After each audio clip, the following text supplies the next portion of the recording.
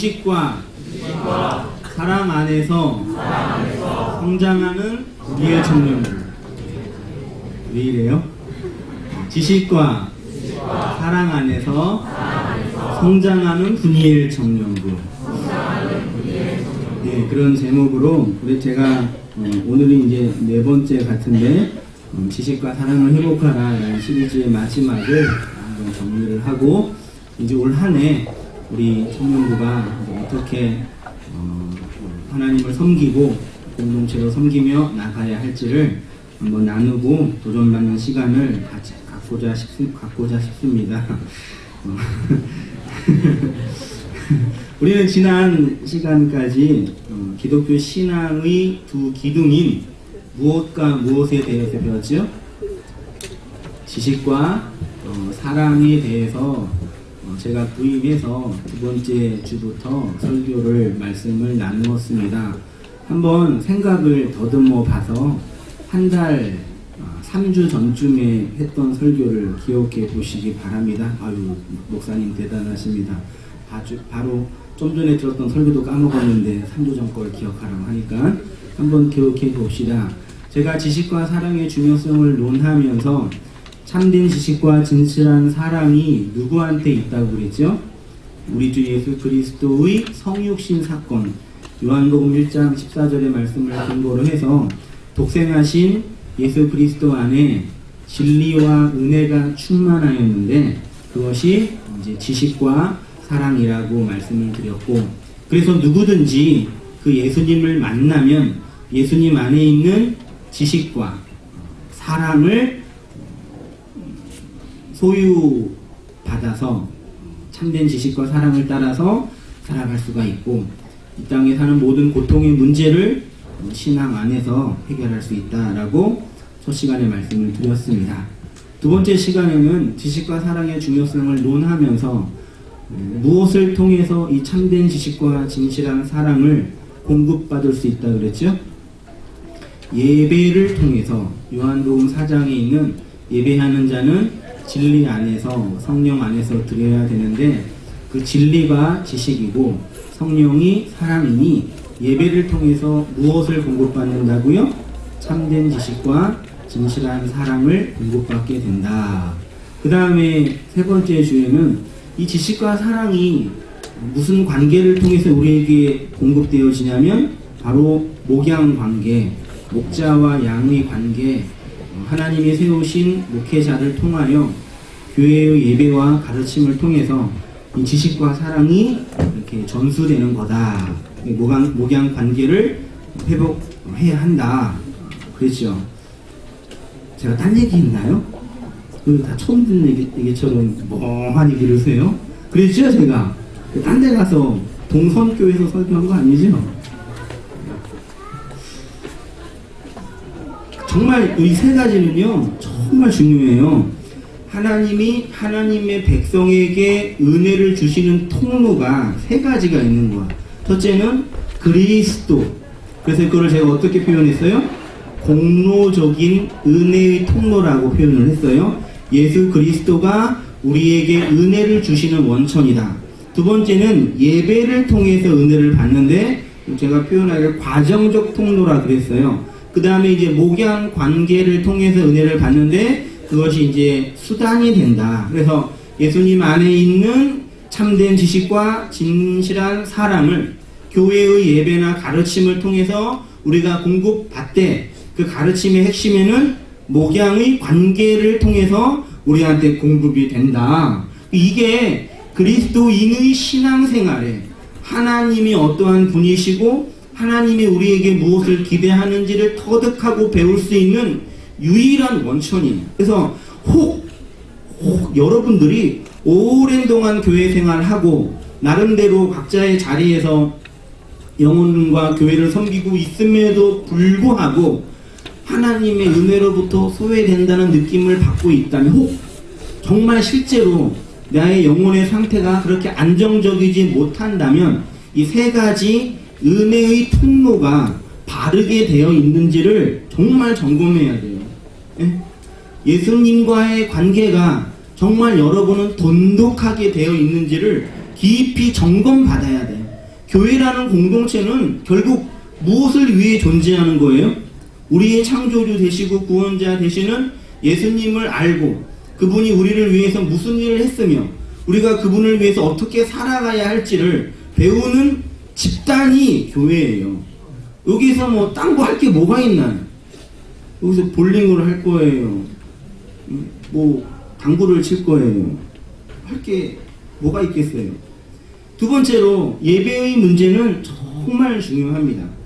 그래서 전 개인적으로 오래 사역을 하면서 여러분들 중에 아직까지 우리 본 예배, 동산교회 본 예배를 드리지 않고 있는 지체들이 있다면 그거는 처음에는 잘 배우지 못해서 그러는 줄 알았기 때문에 그랬다고 한다면 지금부터는 저는 그것을 목회자로서 절대 용납할 수 없다라고 말씀드리고 싶어요. 아무리 여러분이 힘들고 어려워도 여러분은 어느 교회 청년이에요? 동산교회 청년이잖아. 그쵸? 동수교회 청년이 아니잖아. 동산교회 청년으로서 그렇게 내가 우스워요? 동산교회 청년으로서 동산교회 공동체 안에 있어야 할 의무를 여러분이 해야 돼요. 그게 여러분들의 영혼의 유익이 돼요. 여러분이 당장 시간 편하고 몸 편하다고 그냥 달랑 청년 모임만 오고 그래가지고 여러분들의 영혼이 절대 안전하지가 않아요. 정말이에요. 그래서 세 번째는 이제 목양 관계를 여러분이 바르게 회복해야 한다. 이게 정말 중요한, 이게 이제 지난 시간까지 여러분과 논했던 설교의 중요한 주제입니다. 오늘은 좀 더 중요한 문제를 다루고자 하는데 바로 지난주에는 우리가 영적인 성장을 위해서 무엇이 필요하다고 그랬어요? 안주제님? 우리의 영적인 성장을 위해서 무엇이 필요하다고 그랬죠? 민규 형제? 이번에 만만한 게 회장님이죠, 이제. 회장님 어디 계셨어요? 회장님, 우리가 영적인 성장을 위해서 필요한 게 뭐라 그랬죠?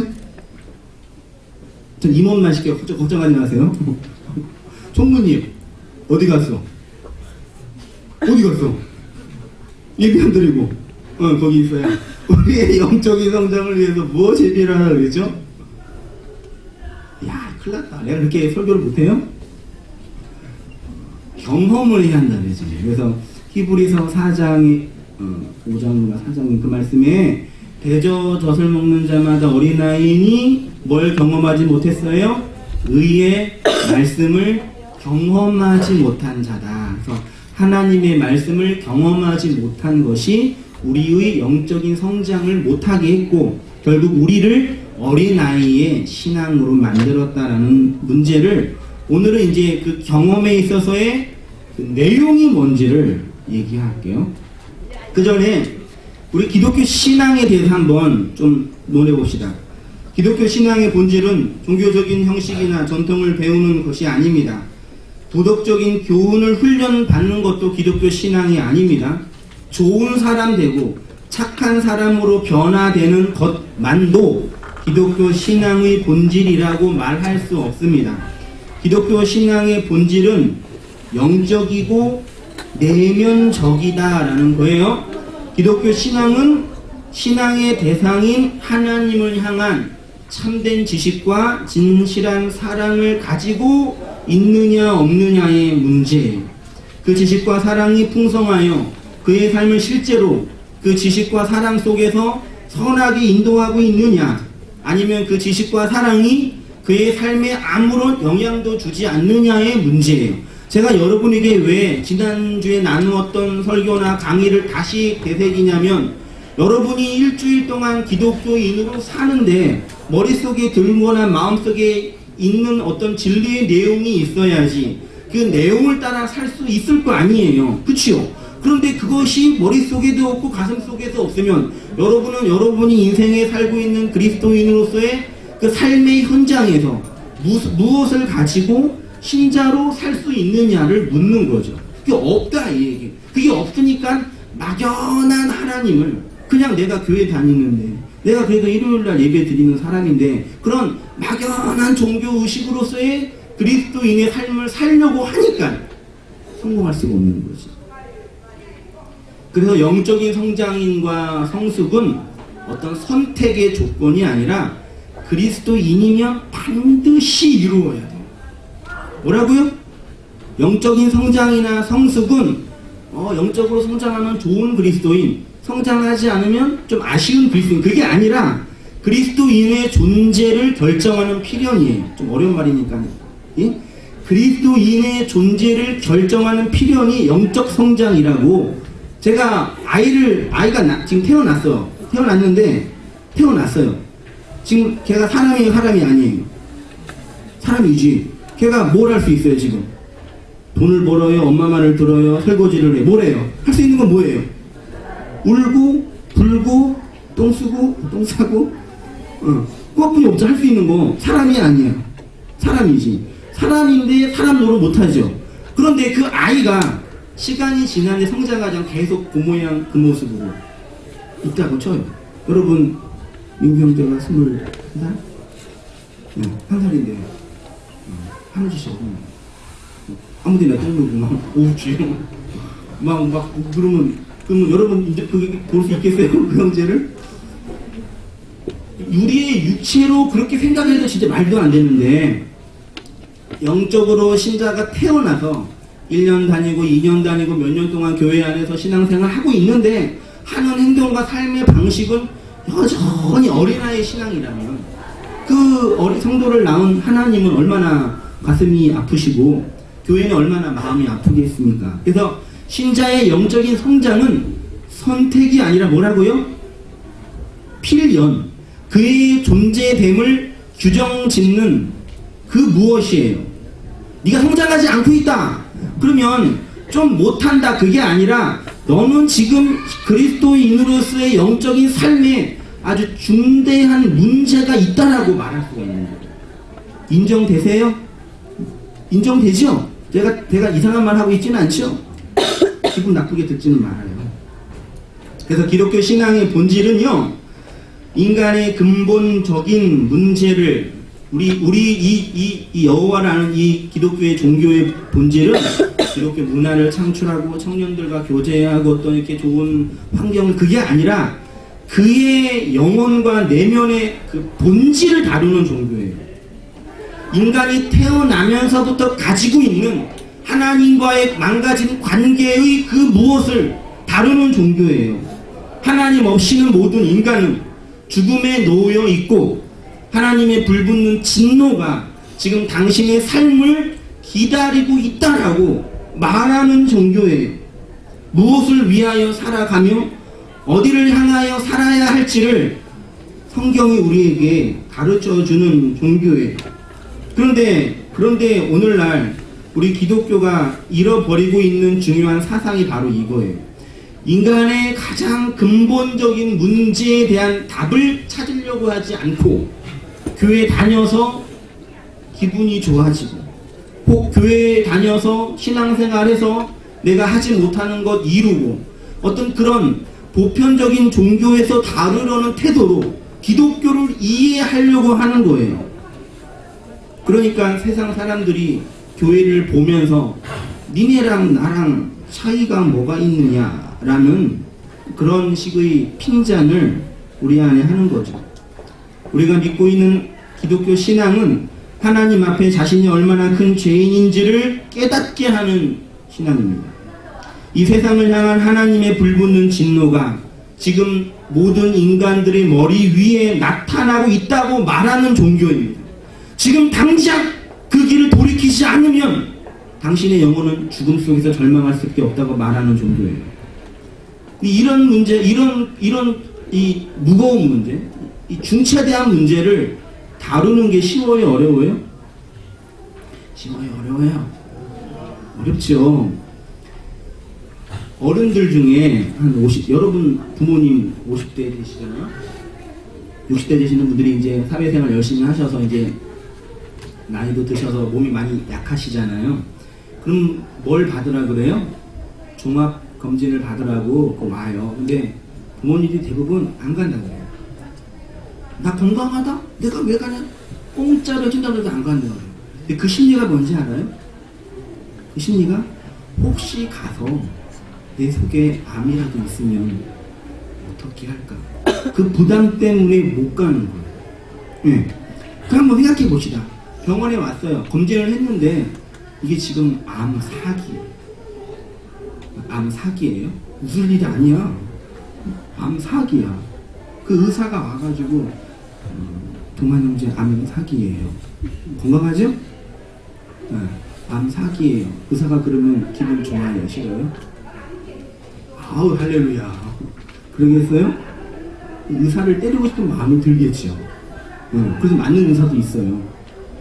마치 그런 식의, 그래서 의사가 너무 사람을 좋아하기 때문에 암 사기인데, 암 사기라고 하면 저 사람이 상처받을 것 같고 우울할 것 같아가지고 참한 말은 못하고, 암 사기지만 내가 그냥 예쁜 화장품 발라주고 기분 좋게 웃어줄 테니까 오늘 이거 바르고 집에 가서 쉬시라고. 그러면 좋은 의사예요? 나쁜 의사예요? 좋은 의사예요? 나쁜 의사예요? 그거 저기 법에 구속된 의사예요. 내가 뭘 말하고 싶은지 알겠어요?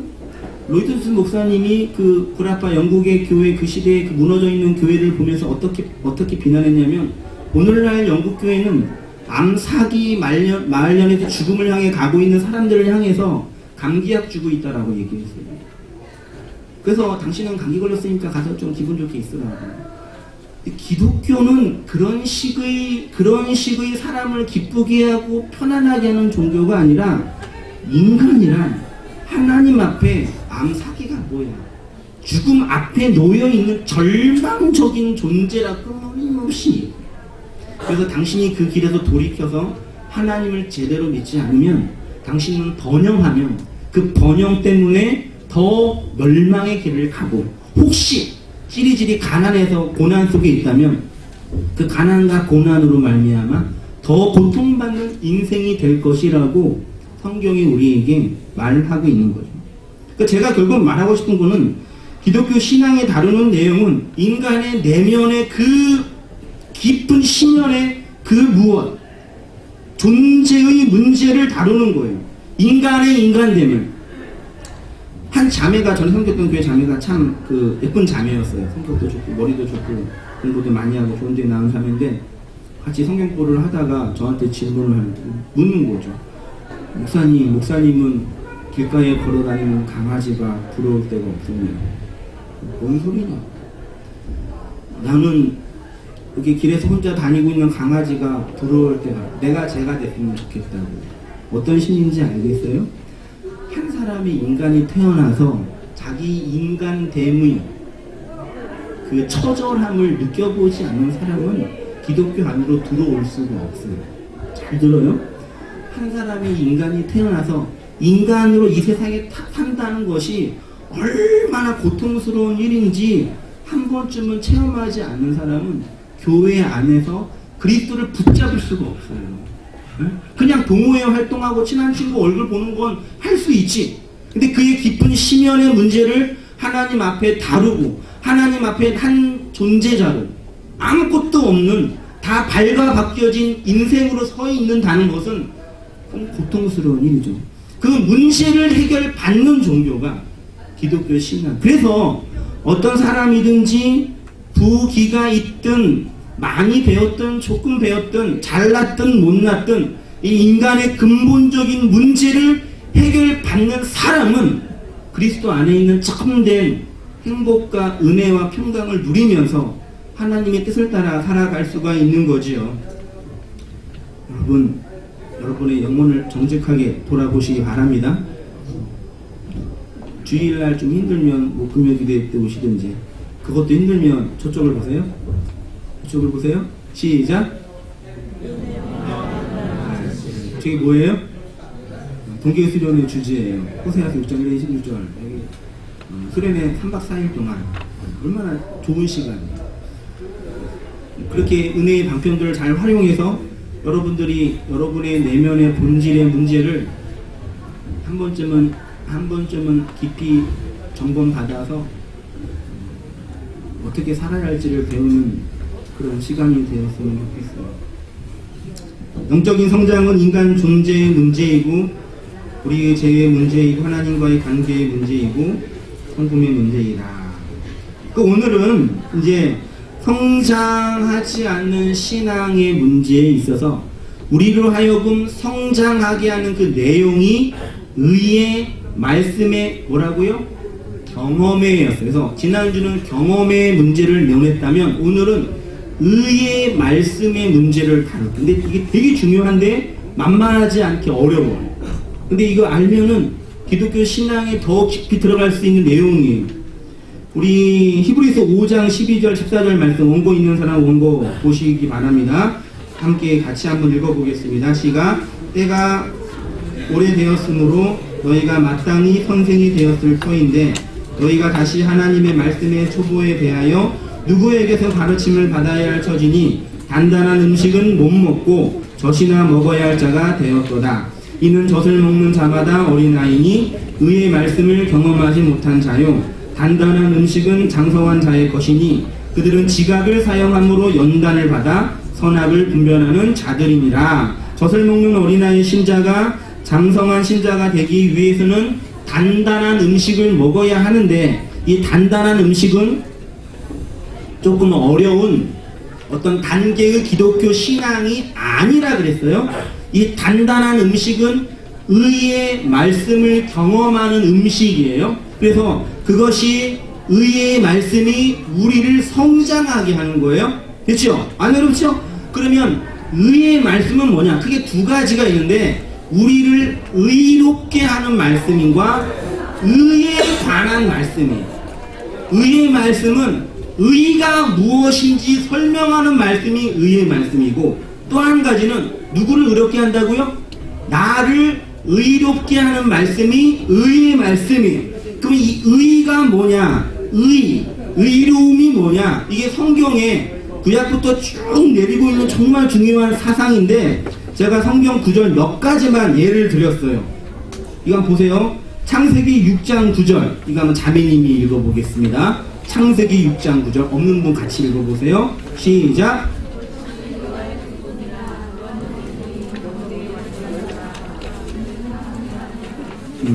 그 어두운 시대에 하나님이 노아를 평가하는데 노아는 뭐라고요? 노아는 의인이었대요. 그 다음에 아브라함 창세기 15장을 제가 읽어볼게요. 아브라함이 여호와를 믿으니 여호와께서 이를 그의 의로 여기시고 우리를 의롭게 하는 것이 믿음과 관련이 있는 것 같네요. 그 다음에 마태복음 5장 20절 형제가 읽어보겠습니다. 시작.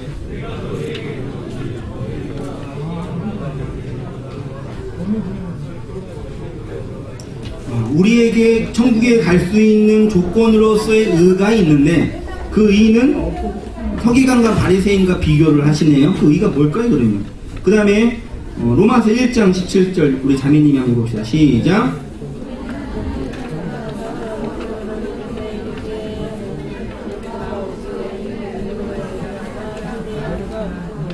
예, 로마서 3장 이하의 말씀 제가 읽어볼 테니까 이 로마서에서 의가 뭔지 한번 여러분 추측해 보세요. 이제는 율법에 하나님의 한 의가 나타났으니 율법과 선지자들에게 증거를 받은 것이라. 곧 예수 그리스도를 믿음으로 말미암아 모든 믿는 자에게 미치는 하나님의 의인이 차별이 없느니라.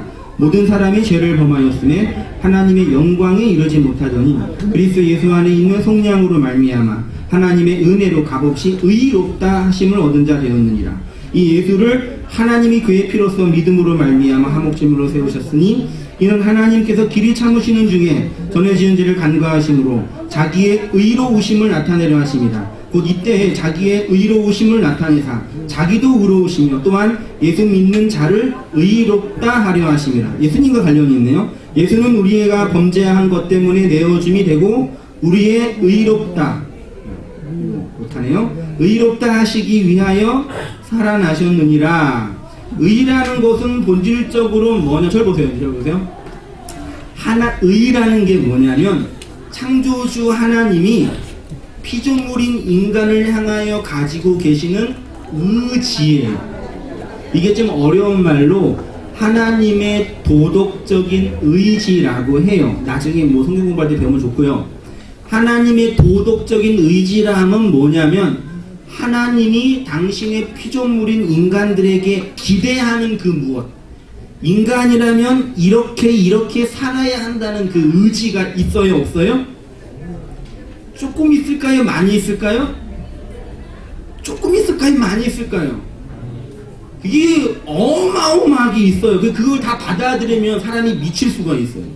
하나님이 그 당신의 피조물인 인간을 향해서 쟤는 이렇게 살아야 하는 강력한 의지가 있어요. 여러분 부모님 계시잖아요.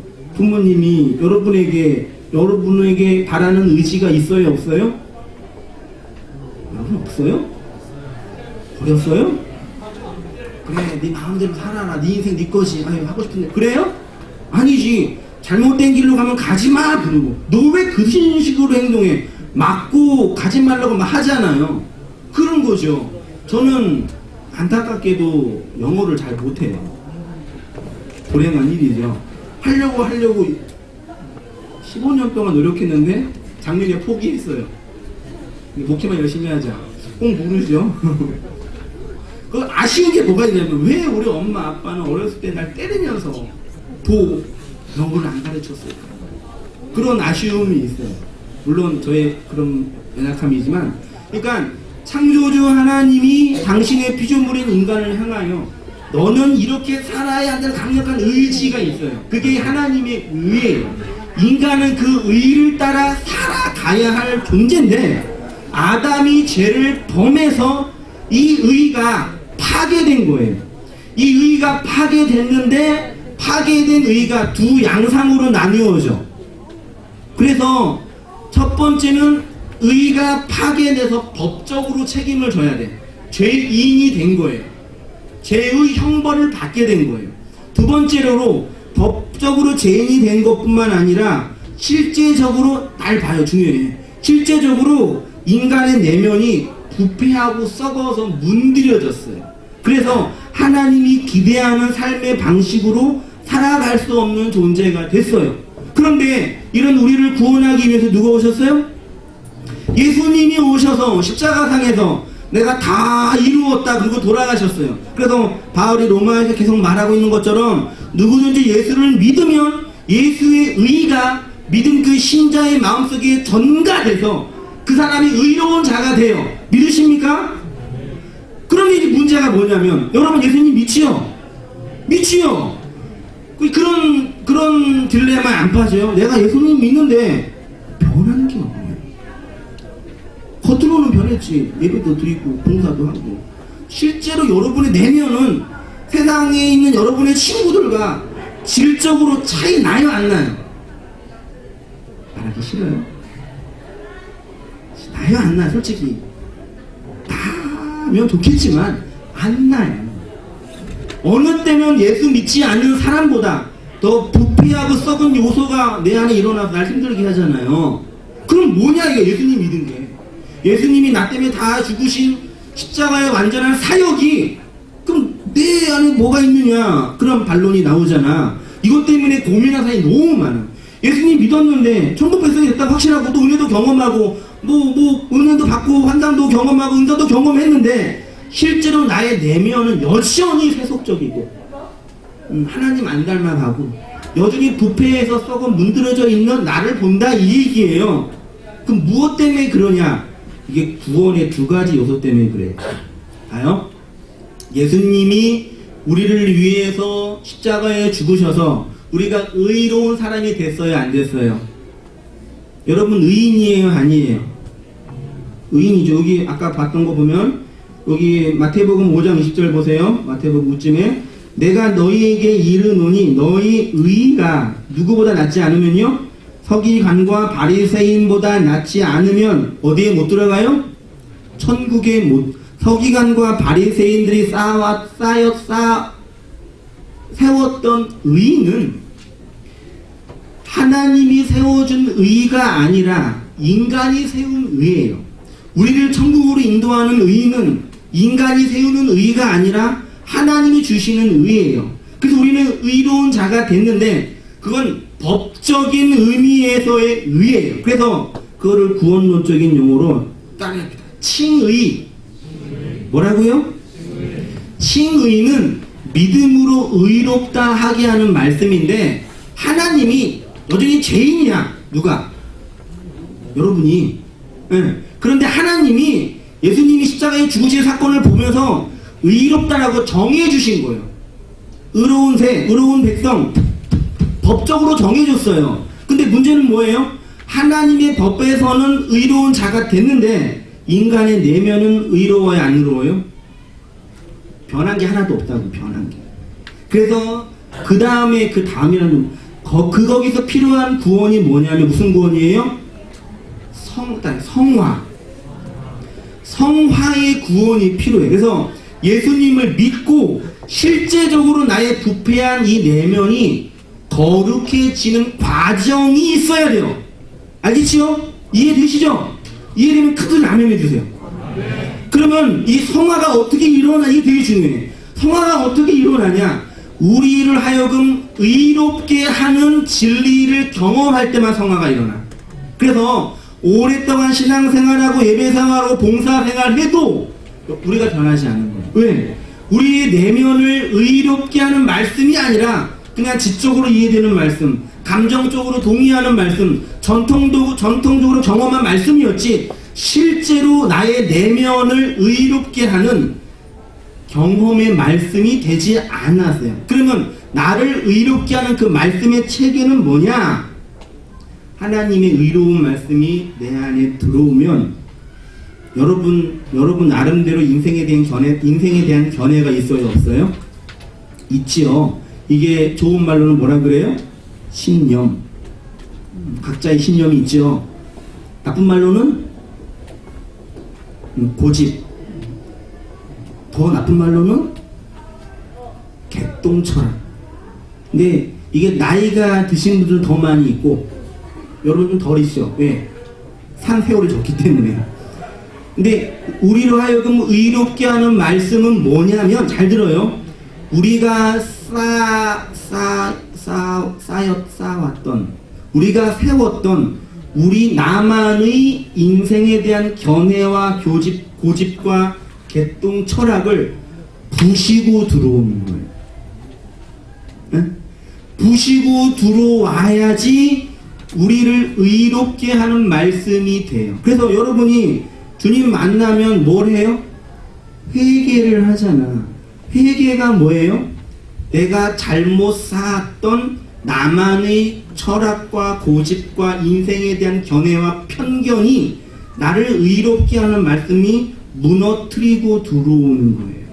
그래서 신앙생활 오래하고 말씀을 들어도 사람이 변하지 않는 근본적인 이유는 내가 쌓아 올린 그것에 덧붙여지는 거야. 잘 들어요? 덧붙여지니까 내 안에 있는 게 무너져요? 안 무너져요? 안 무너져요. 쌓아 올린 것에 덧붙여지니까 무너질 게 없어요. 그거는 우리를 새롭게 하는 말씀이 절대 안 돼요. 우리를 새롭게 하는 말씀은 내가 내 견해로 쌓아 올린 것을 부시고 들어올 때 내 안에 새롭게 재건이 돼. 그래서 이게 그리스도께서 세우신 그리스도의 의가 되는 거예요. 내면이 변화되고 거룩해지고 성숙해지는 거야. 청년 여러분 잘 들어요. 그런데 청년 때부터 이런 식의 근본적인 신앙의 체계를 갖지 않고 예배드리고 봉사하고 사람 만나고 친구 만나고 좋은 문화 익히면서 교회 생활 하니까 아무리 신앙생활 해도 사람들이 안 변해요. 여러분이 안 변하니까 여러분의 가정 가서 그리스도인으로 살 수 있겠어요? 여러분이 그 고단스러운 세상에 가서 하나님의 백성으로 살 수 있겠어요? 그러니까 세상에 살 때는 세상의 삶의 방식으로 살고 교회 와서는 또 교회 방식으로 살아가는 거예요. 왔다 갔다 하면서 한 1년, 2년은 고민하지만 몇 년 지나면 이게 뭐 그리스도인의 생활이냐. 자신도 모르게 적응하면서 그렇게 자연스럽게 살아가. 그렇게 살면 살수록 하나님의 나라는 여러분이 살고 있는 가정에 임하지 않고 여러분이 있는 직장에 임하지 않고 우리가 있는 이 세상에 임하지 않고. 그래서 제가 CC에서 한번 깨트려진 게 뭐냐면 선교단체는요 우리의 의와 열정을 부릴 듯 일어나게 해요. 나쁘진 않아요.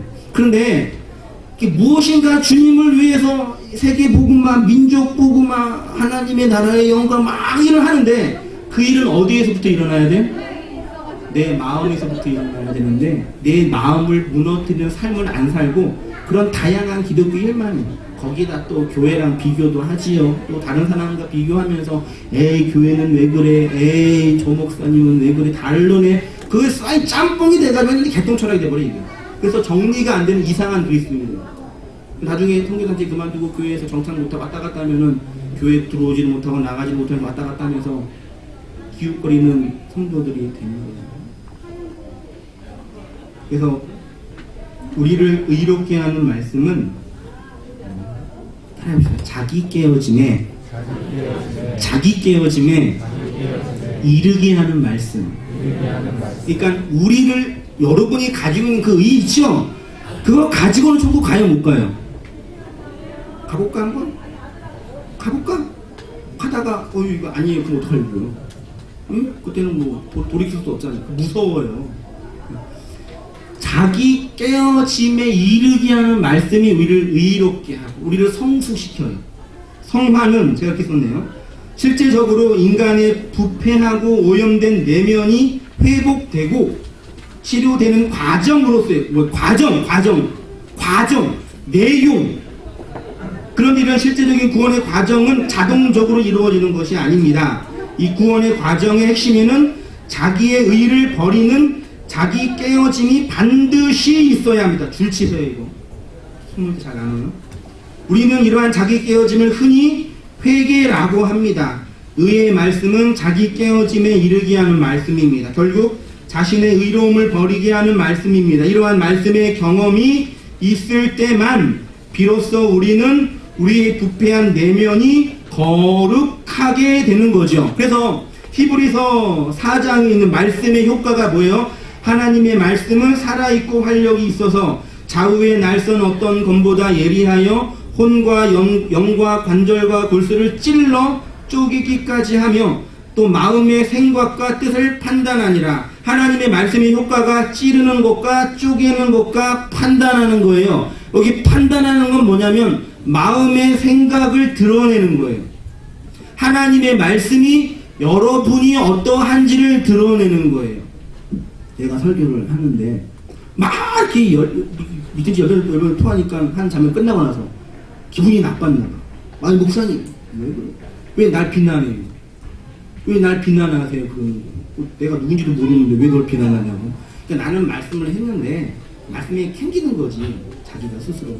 이게 생각과 뜻을 판단하는 말씀.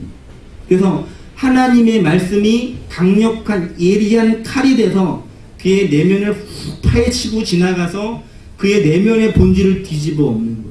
그 엎어서 잘못 쌓아 올린 사상체계를 바꾸어서 새로운 기독교 세계를 심어 넣는 게 구원에 이루는 과정이에요. 여러분 어린 시절에 혹시 뭐 상처받는 분들이 있을 거예요. 아마 부모님과의 관계가 안 좋아서 혹은 뭐 여러 가지 어려움, 가정의 어려움 때문에 부모님 원망하고 오늘 진짜 정신병원이 너무 많이 있더라고요. 강남에는 막 그렇게 많이 강남에 있는 고등학생들 3분의 1이 그 정신적인 질환을 갖고 있다고. 여러분들 강남이네. 저기 세상에서 말하는 좋은 동네. 여기 나쁜 동네인가 그러면? 그렇지 않아요? 뭐 하다가 얘기했을까요? 네? 신경? 정신병? 정신병이 왜 나왔을까요? 네? 가끔 이럴 때가 있으니까 잘 도와줘야 돼요. 그래요. 부모님, 그래요. 확실히 달라요. 부모님께 상처받고, 그래서 그게 있잖아요. 가서 막 교회 가서, 기도원 가서 울고 막 그러면 치료되는 것 같죠? 근데 하루 이틀 지나가요. 치료되나? 안 돼. 똑같이 있어. 왜요? 회복의 과정을 밟지 않으면 안 변해. 그러니까 상처가 있잖아. 저희 집은 아니지만 우리 집사람 어머님이 간 이식을 받았거든요. 간 시키는 사람은 처제예요. 그러니까 지금 집안이 난리가 아니에요. 또 까먹었다. 간 이식 그 수술 받는 것도 어려워요. 네. 12시간, 13시간 받더라고요. 전문 박사 10대면 모아서 어마어마하죠. 받는데 받고 나서도 중환자실에 있고 회복실에 있고 계속적으로 치료의 과정을 밟아요. 그래야지 겨우 생명을 유지할 수 있는 게 인간의 운명이에요. 인간의 영혼은 어떻게 했어요? 여러분이 어렸을 때 받았던 상처와 혹은 자존감이 약하거나 자신감이 없거나 다양한 여러분의 내면의 문제들이 있잖아요. 그것들이 한 번 은혜 받고 한 번 도전 받는다고 절대만 하면 좀 이상해요. 치료가 안 돼요. 수술 한 번 잘 받는다고 되겠어요? 받고 계속 약 먹고 치료해 가야지. 근데 그거를 무시하는 거야. 무시해서 이상하다. 나 은혜 받고 기도했는데 왜 내가 치료받고 착각하는 거야. 그게 아니라 지속적으로 은혜 속에서 치료의 과정을 밟아야지 변화되는 성숙하고 강한 그리스도인이 되는 거예요. 하나님의 말씀이 우리의 내면에 깊이 임해서 혼과 영과 관절과 골수를 쪼개어서 우리 안에 있는 악마적인 거, 사탄적인 거, 세상적인 거, 인간적인 것을 무너뜨리고 하나님적인 거, 영적인 거, 신령한 것들을 공급받아서 새롭게 될 때 하나님이 기대하는 구원이 완성이 된다는 것입니다. 저는 여러분이 젊은이니까 이제 살아야 되잖아요. 직장을 구하고 취업을 하고 같은 얘기네요. 학점을 따고 결혼도 하고 그런 과정에서 준비하는 과정인데 이것을 신앙 안에서 반듯하게 해서 하나님이 원하시는 모습으로 아름답게 세워졌으면 좋겠어요. 마음으로는 여러분이 돈이 이동 나면 좋겠지만 장담은 못하겠어요. 여러분이 뭐 신앙생활 열심히 한다고 여러분이 부자가 되고 좋게 그런 일이 일어나면 좋겠지만 아무튼 그런 건 못해요. 교회는 그런 거 기대하지 마세요. 어떤 형제는 회장하면은 결혼 잘한다 그러던데요. 반주자도 결혼 잘한다 그러던데요. 그런 루머가 교회에 있더라고요. 근데 또 보니까 회장한 지체들이 또 취업도 잘하고 결혼 잘했더라고 보니까. 그러니까 얘기하는데 그런 거는 일어날 수도 있겠지만 장담 못해. 그런 거 기대하지 마요. 그런 거 기대하지 말고 여러분이 하나님 앞에 누구인지, 내가 왜 살고 신앙인으로 무엇을 추구하며 한 사람이 인생으로 어디를 향하여 살아야 할지를 하나님을 더 많이 알고 주님을 더 많이 사랑하는 삶의 과정들을 잘 밟으며 살아갔으면 정말 좋겠어요. 그래서 우리 공동체를 통해서 우리처럼 고통받고 아파하는 영혼들이 힘을 얻고 하나님을 만나서 새로워지는, 지게 만드는 그런 생명의 공동체가 됐으면 정말 좋겠습니다. 이렇게 우리 기도